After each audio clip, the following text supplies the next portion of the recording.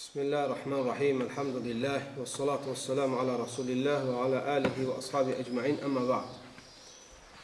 Ramazan ayında qardaşlar bir çox özəlliklər var. Bir çox oruç tutanlar bu özəllikləri ya bilmir, ya da bilir, əməl eləmir. Və beləliklə bu özəlliklərdən bir çox oruç tutanda məhrum olur. Ona görə bir müsəlman kimi, madəm ki Ramazan ildə sadəcə bir dəfə gəlir və heç kəsin garantisi, zəmanəti yoxdur ki, gələn Ramazana kimi çatacaq. Ona görə Ramazandakı özəlliklərdən mütləq xəbərimiz olmalıdır. Bir çox müsəlmanların istifadə edə bilmədiyi məsələlərdən qardaşlar, iftara yaxın dua etməkdən məhrum olmaq. İftara yaxın dua etməkdən məhrum olmaq. Duanın ən çox qəbul olunan məqamlarından biri, insan oruc açmazdan öncə son anlarda Allah Azze və Cəllədən istəklərini tələb eləməsidir.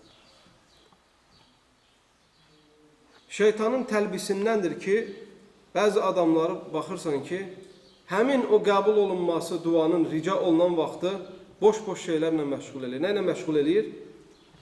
Ya görürsən həmin vaxtı kimisə tutur, başlayır söhbət eləməyə, elə ki, iftarı söhbətlə, elə əzənə kimi başlayır, oradan, buradan, boş-boş söhbətlərlə nə eləməyə? Keçirməyə. Və yaxud da şeytanın təlbisindəndir ki, baxırsan, oturur, söhbət eləyir, 10 dəqiqə qalmış sonra tualetə gedir. Ən xeyirli vaxtını aparıb gedib tualetə keçir. Və yaxud da əsrdən sonra yatmağa çalışır ki, iftara yaxın dursun.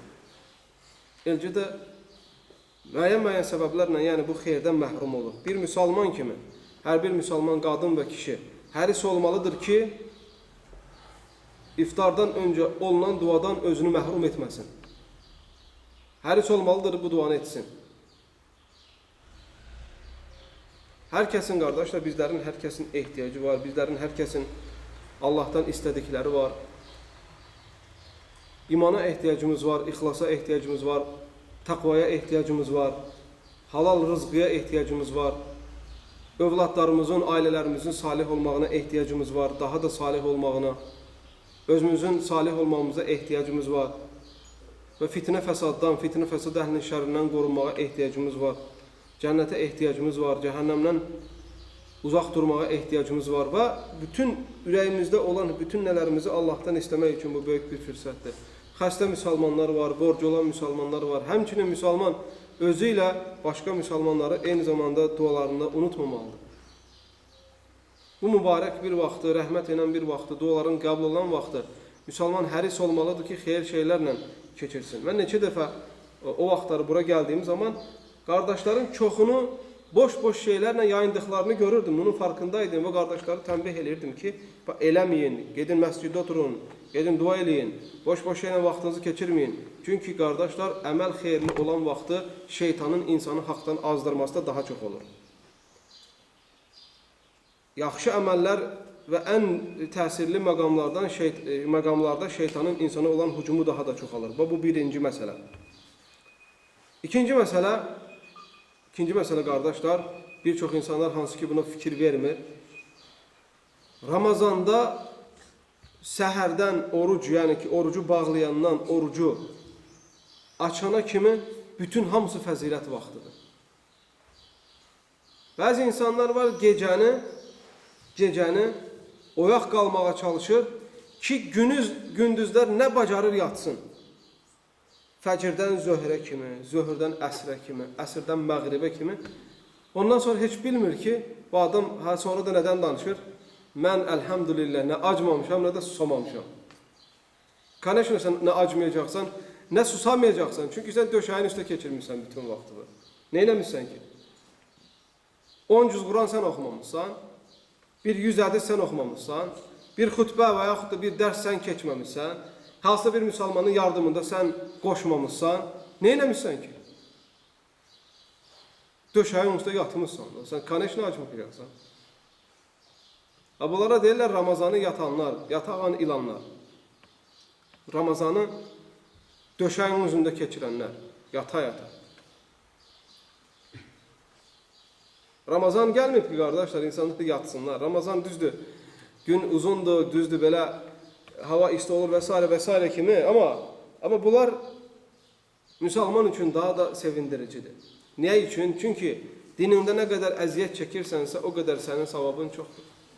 Yəni, susuzluq keçirən, acılıq keçirən, əziyyətlə günü tamamlayan, yorğunluqla günü tamamlayan, ibadətlə tamamlayanla, döşək üstündə yata-yata keyf damaq içində heç bir hissiyyəti keçirməyən, heç bir bunları keçirməyən birinin orucu keçirdiyi kimi eyni ola bilər. Eyni ola bilməz. Nə qədər əziyyət çəkirsən, o qədər savabın çoxdur. Üçüncü qardaşlar, Ramazanda mütləq və mütləq fürsətlərdən biri taravih namazı. Taravih namazını müsəlman maksimum dərəcədə qaçırmamağa çalışmalıdır. Tək də qalsa, madəm ki, cəmaatla qıla bilmədi, tək qılmaq şansı var, gedib tək qılmağa həris olmalıdır. Əgər taravih namazı qıla bilmirsə, bir cəmaat yoxdursa, bir məscid yoxdursa, ailəsi ilə, zövcəsi ilə uşaqlarını toplayıb bərabər qıla bilərlər. Qadınlar həmçinin evlərində tək qıla bilərlər. Taravih fürsətini müsəlman zayi etməməlidir və yaxud da keçirməməlidir. Və bu insanın gecə namazı qılmağına,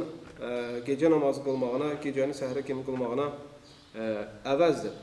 Və həmçinin qardaşlar, çalışmaq lazımdır Ramazan boyu insan təmiz söz danışsın, təmiz hərəkətlər eləsin, gözünü, qulağını, dilini, əlini, ayağını bütün haramlardan çəkindirsin. Əgər bunları etməsə, insana tutduğu oruç fayda vermir, ona qalan sadəcə aclığı və susuzluğu olur. Mənəvi və maddi və yaxud da mənəvi və fiziki müsəlman nəfs tərbiyəsi üçün Ramazan ayından istifadə etməlidir. Allah Azze və Cəllə bizləri o istifadə edənlərdən etsin. Amin. Və bizləri boş-boşuna yatanlardan və yaxud da faydasız yerə Ramazanı keçirənlərdən etməsin. Amin. Allah Azze və Cəllə etdiyimiz ibadətləri, qıldığımız namazları, etdiyimiz duaları tutduğumuz o cürə qəbul eləsin. Amin. Sallallahu aleyhi və səlləm və barik alə nəbiyyə Muhammed və alə alihi və sahbihi ecmaîn.